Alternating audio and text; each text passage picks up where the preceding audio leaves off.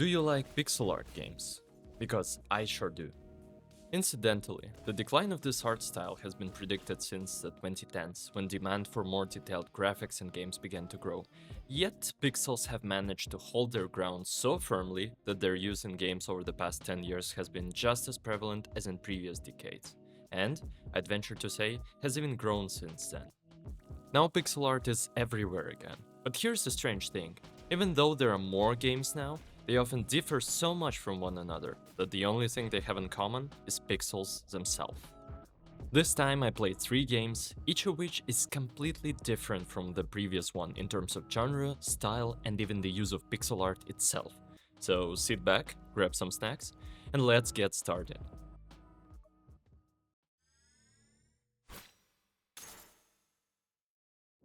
So, let's start our story with Katana Zero, a stylish neo-noir 2D action platformer about a next-generation samurai who slices through hordes of enemies in vivid neon colors.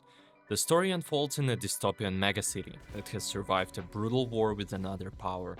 While society is still patching up the wounds left by the conflict, numerous criminal organizations and dangerous individuals emerge, and we play as an assassin eliminating contracted targets. This game's main feature is the protagonist's unique ability to foresee the future and slow down time. The core gameplay is built around this, somewhat reminiscent of Hotline Miami. The character enters the room filled with traps and enemies and must single-handedly eliminate everyone in order to move forward. What makes it more challenging is that any hit from a weapon or bullet kills you instantly, so the game is far from easy. It can get pretty frustrating at times, let me tell you. To avoid inevitable deaths from hundreds of enemies, we rely on the hero's special abilities. Thanks to them, Zero, or later the Dragon, can endlessly attempt different approaches and slow down time to deal with enemies. The ability to foresee the future is essentially immortality. Every time you die, the message "no, that won't work" appears, hinting that the attempt was only in the protagonist's mind during the prediction phase. Press any button, and time rewinds, returning the character to the starting position. Conversely, after successfully clearing a room, the hero thinks, yes, that should work. Time slowdown offers even more interaction. In the top left corner of the screen, there is a battery-like meter. When you press the corresponding button, the protagonist's perception of time changes, and everything becomes extremely slow. This is essentially your main survival tool, allowing you to pull off the impossible. Deflect bullets with your sword, dodge attacks, and sleep through lasers. The best part is, with enough skill, you can do all of this without slowing time at all. Since slowdown doesn't make you invulnerable, it simply helps you react to rapidly unfolding situations. In addition, rooms are often scattered with items that player can use in combat. Knives, bottles, smoke grenades, and other throwable objects allow you to eliminate threats from a distance, without exposing yourself to a greater danger or engaging in close combat unnecessarily. There is also a time limit for completing each room, but honestly, in the main campaign it never really caused any issues. You don't wait around before attempts, you almost always push forward aggressively, and muscle memory will eventually carry you through any room as long as you try enough times. In this way, Katana Zero is a fast-paced action puzzle where you need to execute a quick sequence of actions to achieve the desired result. After clearing each room, you can also watch a replay of your run, which lets you preserve and admire difficult moments before moving on. This gives the game a unique style that makes it recognizable and very engaging. While playing, I often didn't have enough time to immediately react to new enemies due to the speed of everything happening, but surprisingly, it always made sense. The game presents a large amount of information in a clear and accessible way, skillfully conveying through its pixel visuals, allowing it to settle in your mind, even despite the high pace, which you can choose to slow down at any moment, of course. The gameplay itself was fantastic. It's an engaging, gradually delivered story that ties everything together and turns this bright arcade platformer into a truly complete game. The narrative touches on quite deep themes: war, trauma, poverty, and drugs, all of which the protagonist is forced to confront throughout the journey. The assassination contracts are given to us by a certain psychiatrist who is simultaneously responsible for treating our mental state and for assigning the tasks we carry out at night. And I can't say for certain that he is interested in Zero becoming a healthy guy. As the story unfolds, it becomes clear that he doesn't want us to uncover certain unwanted truths and actively tries to prevent the protagonist from realizing what's really going on. Zero is plagued by nightmares and hallucinations, and only by diving deeper into the story do you begin to understand the meaning behind these disturbing images. Despite its dark aesthetic and heavy themes, the game isn't without humor. While clearing out another gang hideout, you will be eventually coming across amusing conversation between regular enemies. Little moments that are genuinely fun to read and chuckle at, adding a layer of absurdity to everything happening. On top of that, the dialogues between Zero and other characters offer plenty of entertaining choices that can lead to unexpected outcomes and even unlock Steam achievements. The game also features some nice Easter eggs. In one mission, the protagonist visits a studio and arrives at a floor called Quiet Hills, where you can spot familiar scenery and even recognize a rather well-known character from another game. As a cherry on top, the game features a hard mode with a timer, where you can really test yourself and spend a few more hours in this stylish and beautiful action experience.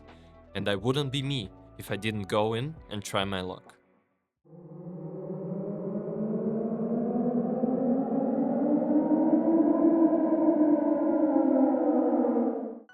Well, that didn't go as planned, but in my defense, it's pretty hard.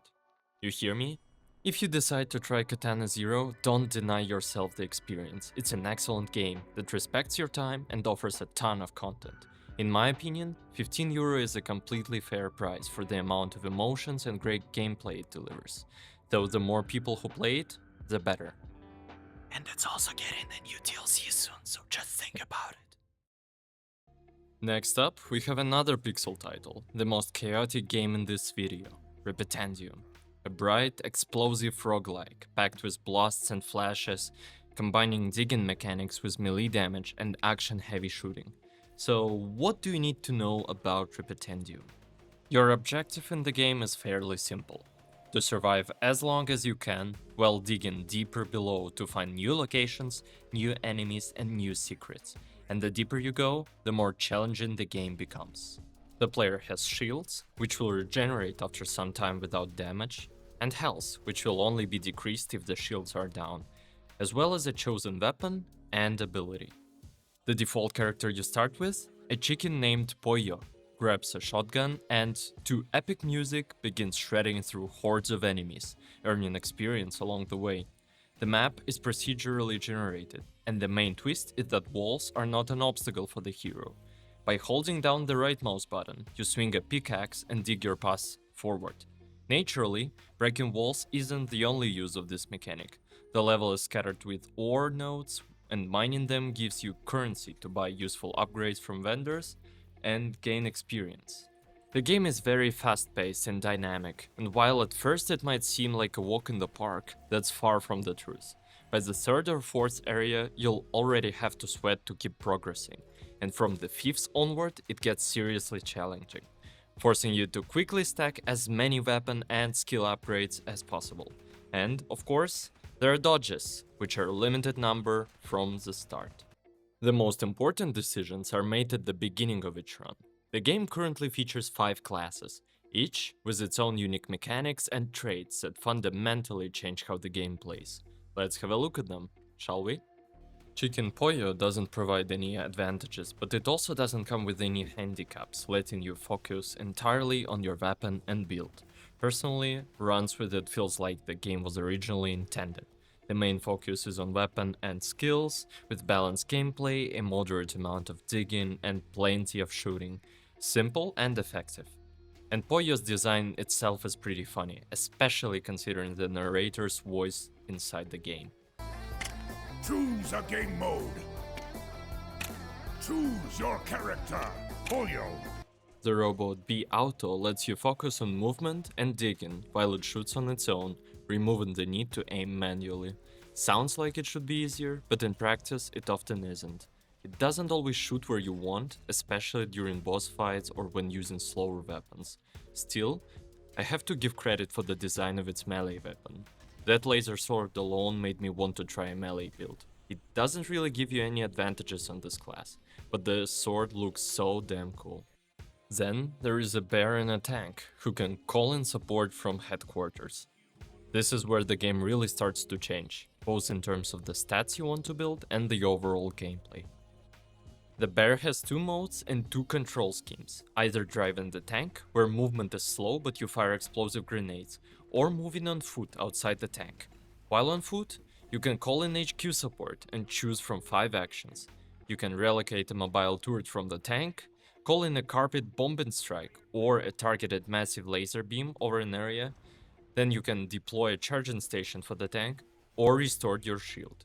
The tank continues firing even when you're not controlling it, which means it constantly consumes energy for movement, shooting, and even blocking part of incoming damage.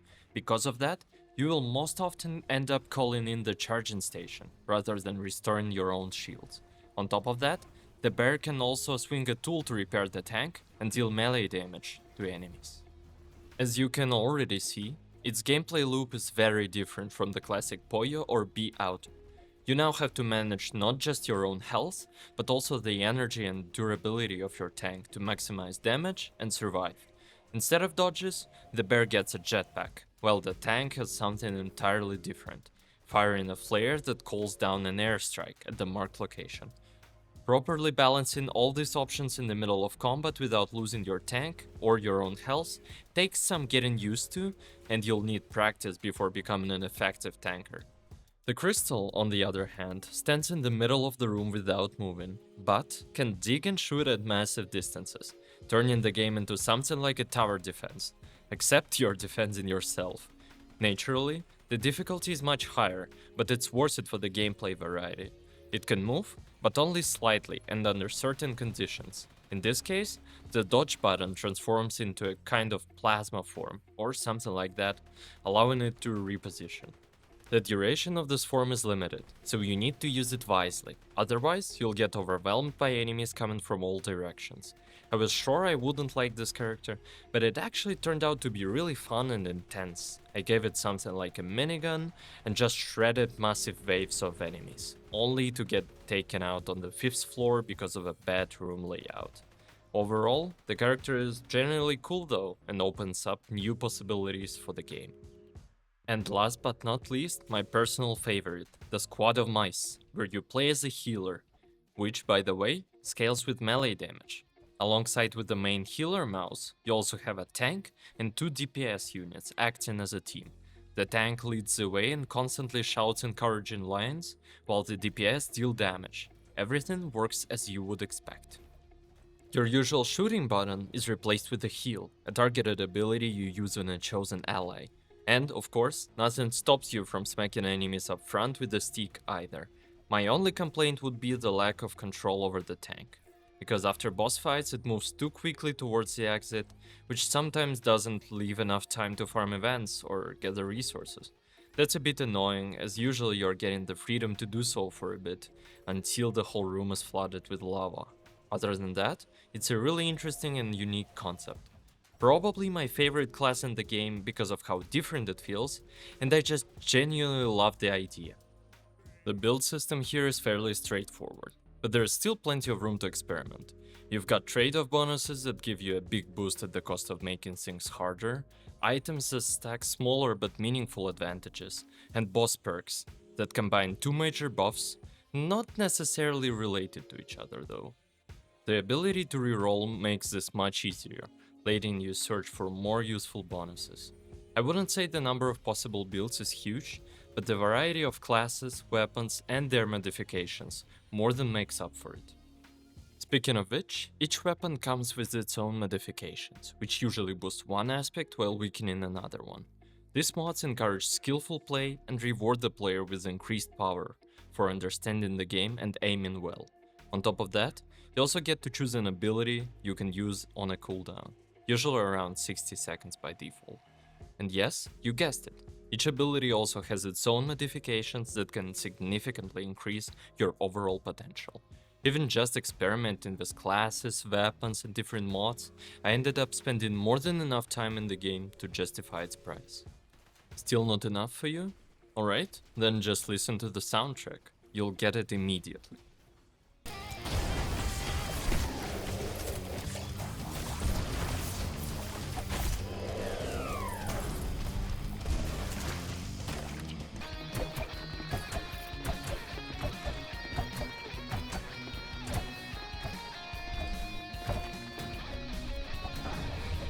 Get ready.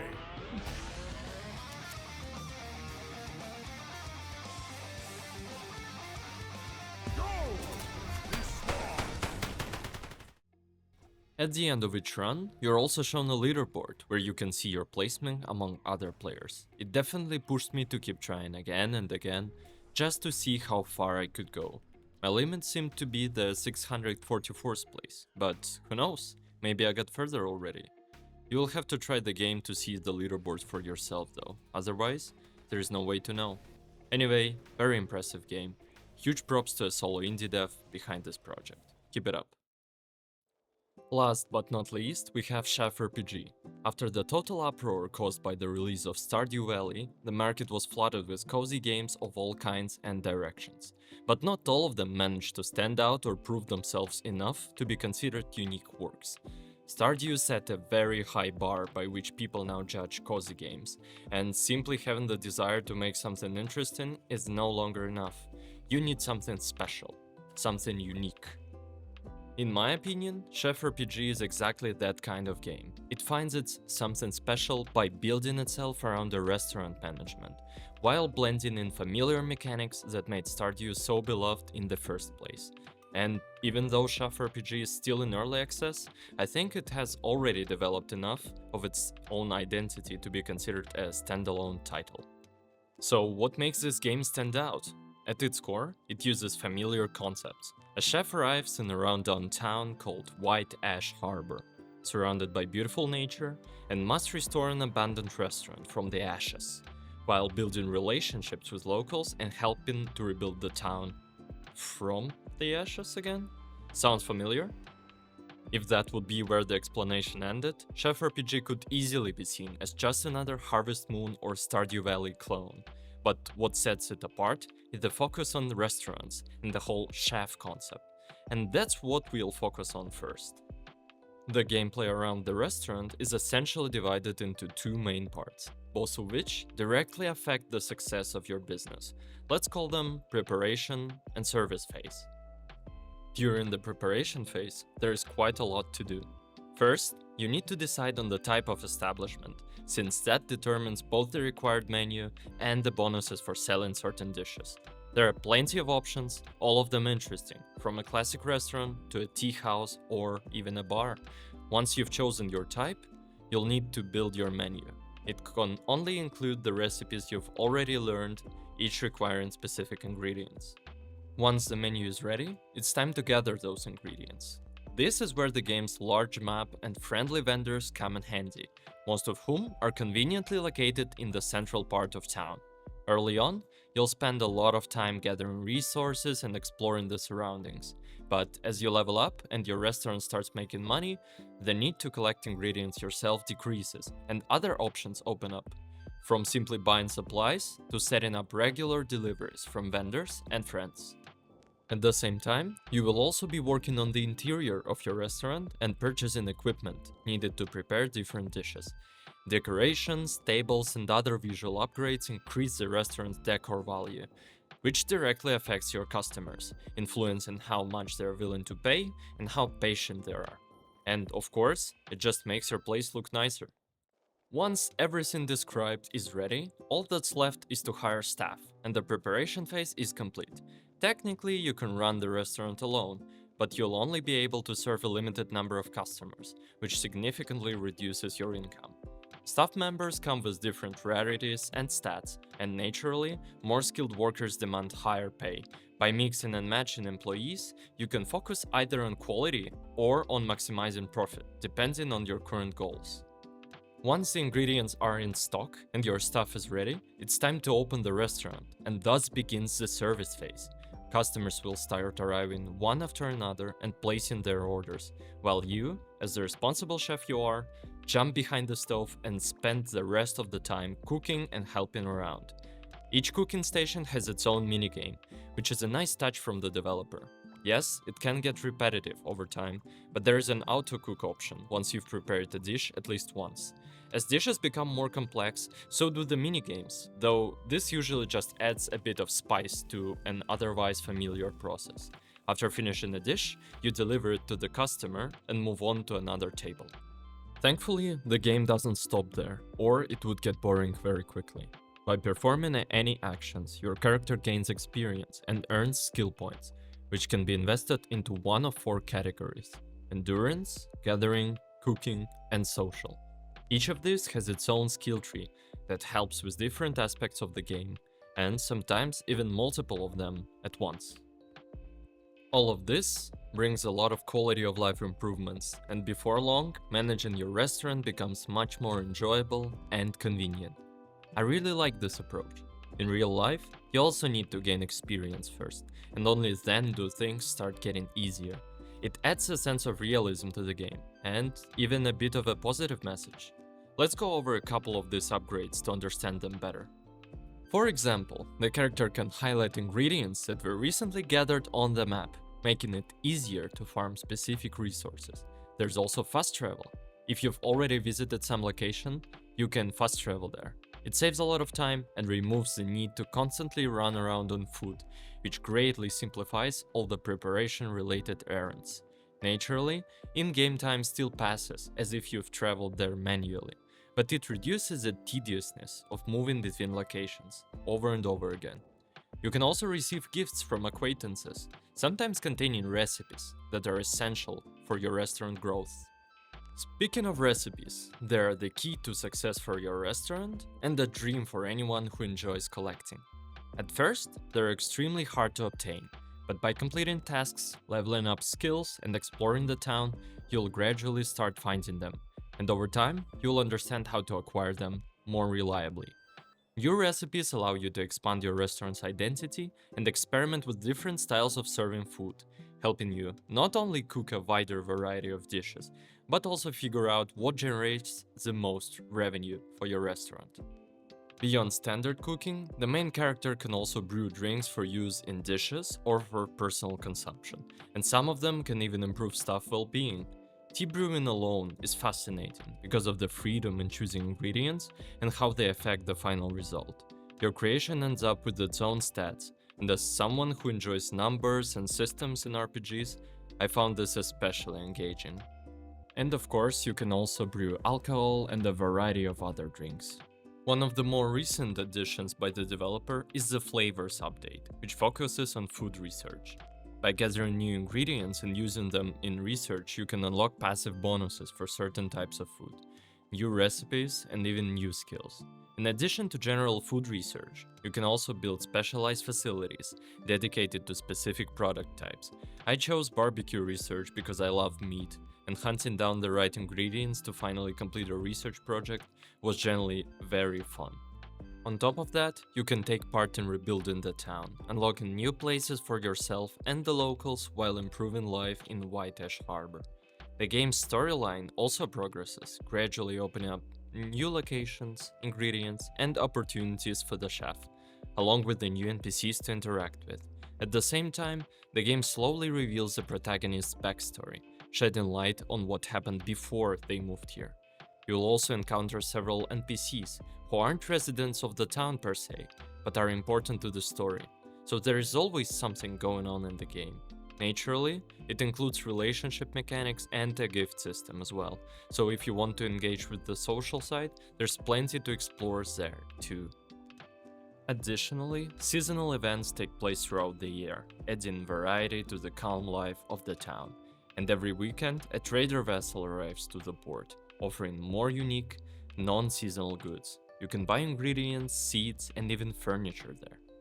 There is an enormous amount of content in the game, plenty to try and dive into, so you definitely won't get bored. Want to brew your own custom alcohol without a recipe? Go ahead.